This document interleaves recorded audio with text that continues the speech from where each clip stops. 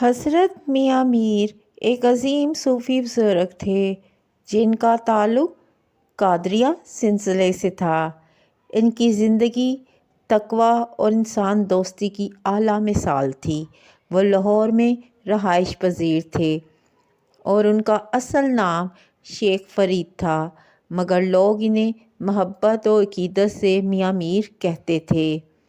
کہا جاتا ہے کہ جب مغل بادشاہ شاہ جہاں نے تاج محل کی تعمیر کا آغاز کیا تو وہ چاہتے تھے کہ اس کام میں برکت ہو۔ کسی درویش کے ہاتھوں بنیاد کی پہلی اینٹ رکھوانا چاہتے تھے۔ بادشاہ کے وزراء نے حضرت میاں میر کا نام تجویز کیا،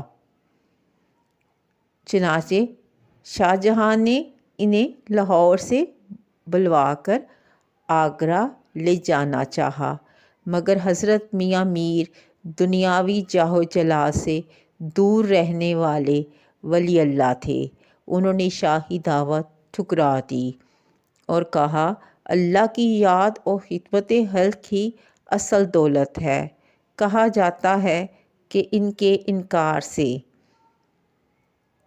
شاہ جہاں نے خود تاج محل کی بنیاد رکھی۔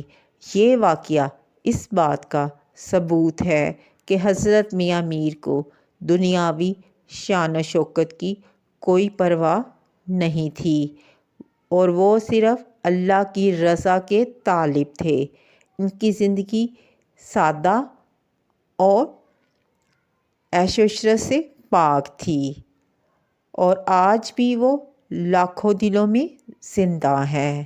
ہمیں بھی اپنی زندگی کو سادگی سے گزارنا چاہیے اور اللہ کی رضا ہی ہماری زندگی کا اصل مقصد ہونا چاہیے۔